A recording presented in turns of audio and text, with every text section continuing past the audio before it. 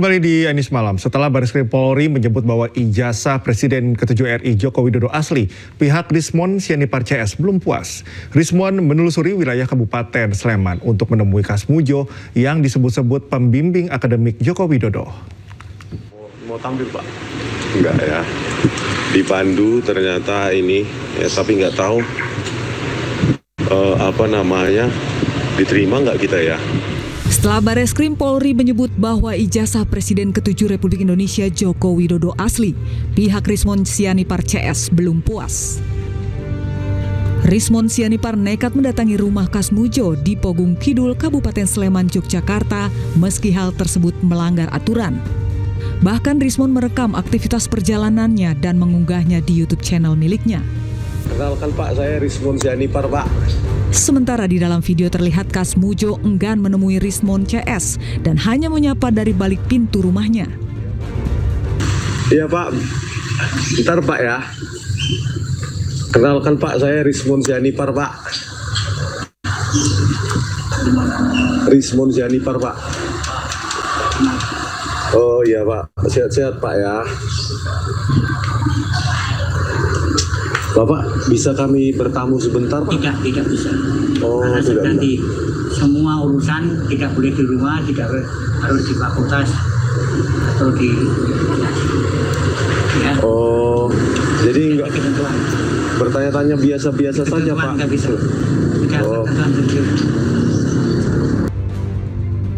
Di dalam video, Kasmujo menyebut bahwa dirinya bukanlah dosen pembimbing skripsi dan akademik Joko Widodo.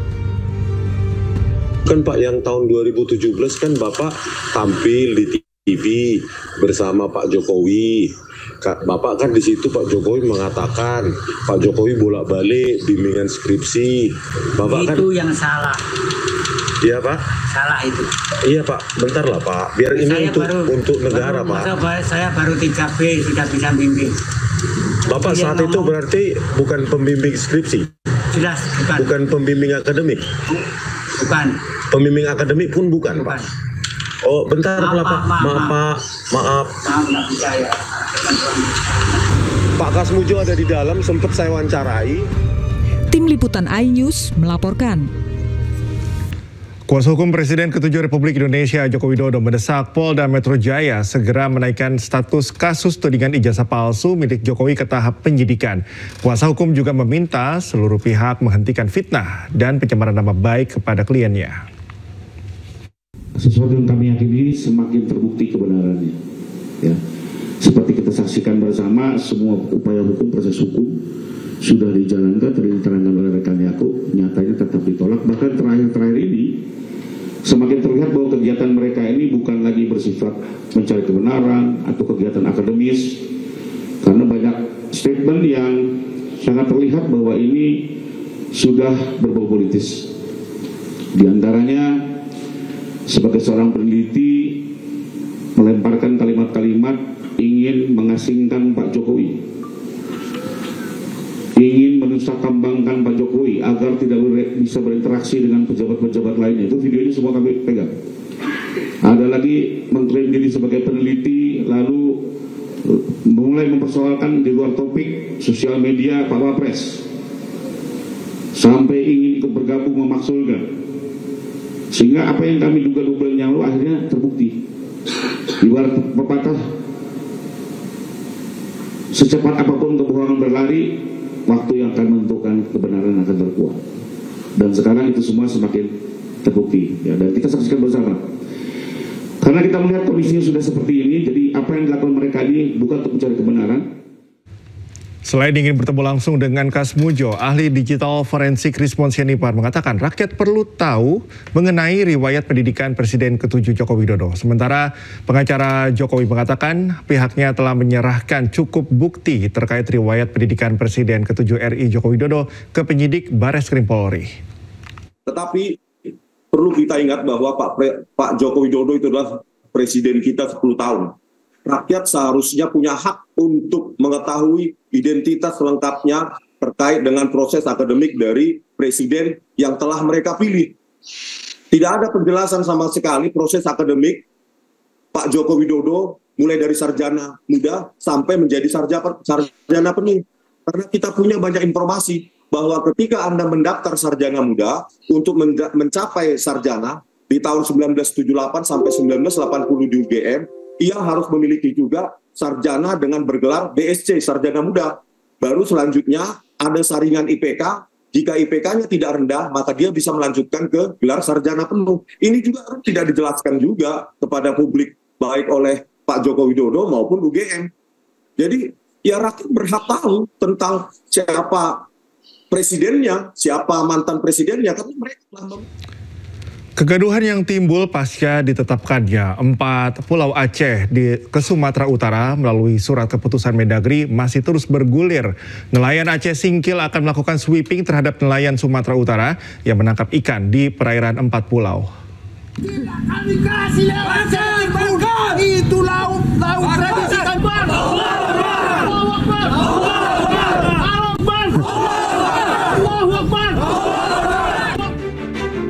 Polemik kegaduhan yang timbul pasca ditetapkannya 4 Pulau Aceh ke Sumatera Utara melalui surat keputusan Mendagri masih terus bergulir. Para nelayan membentuk satu gerakan sebagai wadah perjuangan dalam mempertahankan keempat pulau tersebut. Nelayan Aceh Singkil akan melakukan sweeping terhadap nelayan Sumatera Utara yang menangkap ikan di perairan 4 Pulau Aceh Singkil. Hal itu dilakukan sebagai reaksi dan protes terhadap Kemendagri. Selain itu, sweeping juga dilakukan sebagai antisipasi terjadinya illegal fishing. Nelayan Kabupaten Aceh Singkil melalui wadah Gerakan Aliansi Nelayan Aceh Singkil GANAS akan melakukan sweeping kepada nelayan Sumatera Utara yang melakukan penangkapan ikan di wilayah perairan laut 4 pulau tersebut. Selain itu, nelayan meminta Presiden Prabowo Subianto mencopot Menteri Dalam Negeri Tito Karnavian karena dinilai telah membuat kegaduhan. Dari Aceh Singkil, Aceh, Suparman Munte, iNews melaporkan. Kementerian Dalam Negeri akan mengkaji ulang penetapan masuknya 4 pulau ke wilayah Sumatera Utara. Kajian ulang tersebut akan digelar pada 17 Juni mendatang.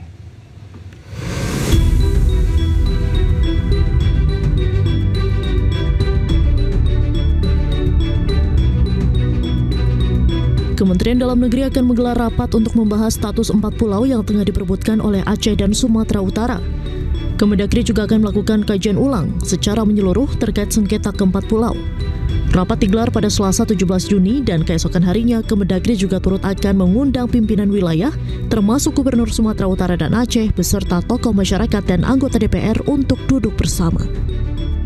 Pak Menteri, Pak Prof. Tito Karnavian sudah memutuskan untuk melakukan kaji ulang secara keseluruhan.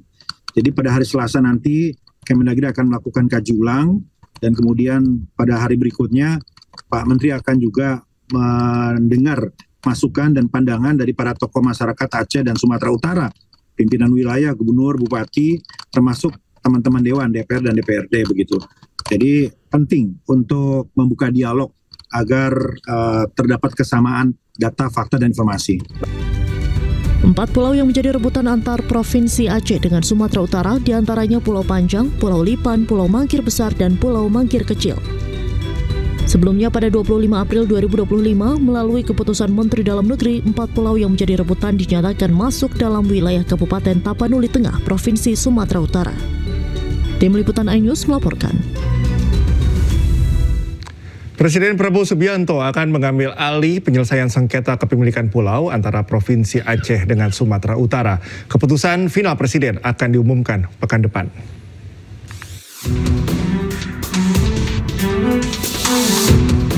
DPR RI menyebut Presiden Prabowo Subianto akan menangani langsung sengketa kepemilikan pulau antara Provinsi Aceh dengan Sumatera Utara.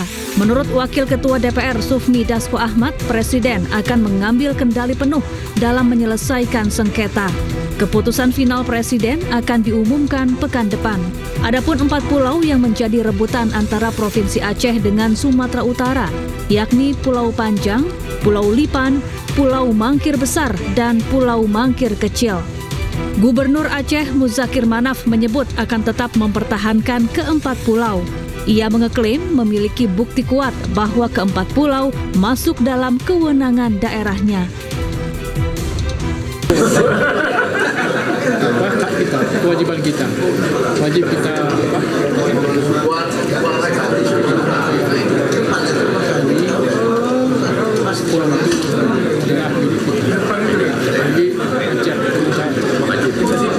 Kisruh bermula usai Kementerian Dalam Negeri memutuskan 4 pulau dinyatakan masuk wilayah Kabupaten Tapanuli Tengah, Provinsi Sumatera Utara.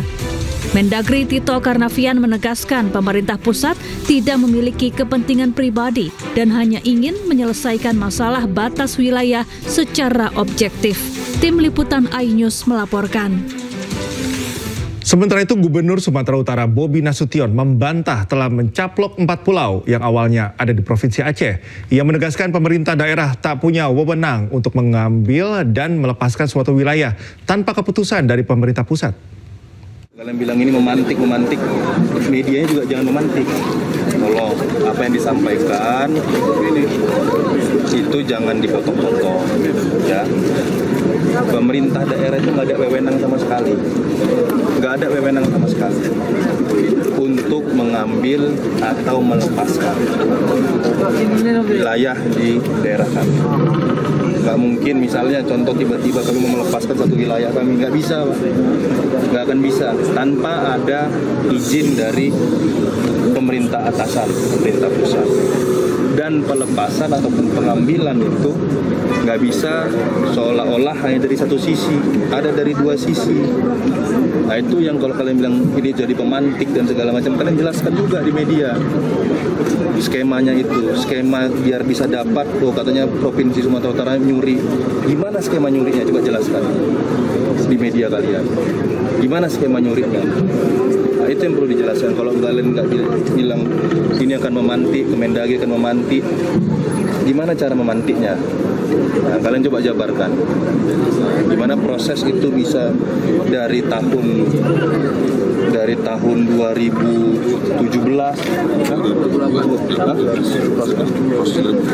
2007.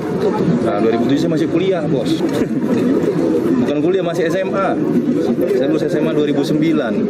Nah, tiba-tiba sekarang dari 2007 prosesnya 2025 itu masuk ke Provinsi Sumatera Utara dibilang hadiah. Hadiah apa? Nggak ada yang tahu. Kita beralih ke informasi selanjutnya. Lakukan kunjungan kenegaraan, Presiden Prabowo Subianto bertolak ke Singapura. Selama di Singapura, Presiden akan mengikuti beberapa agenda penting, salah satunya bertemu Presiden Singapura Tharman Shanmugaratnam. Berangkat dari Pangkalan TNI Angkatan Udara Halim Perdana Kusuma, Presiden Prabowo dilepas oleh Wakil Presiden Gibran Rakabuming Raka, Wakil Ketua DPR Sufmi Dasko Ahmad, Mensesnek Prasetyo Hadi, serta Menteri SDM Bahlil Lahadalia. Presiden juga dijadwalkan menghadiri pertemuan bilateral Leader Retreat bersama Perdana Menteri Singapura Lawrence Wong. Kunjungan ini menjadi momentum strategis untuk memperkuat kemitraan Indonesia dan Singapura di berbagai sektor.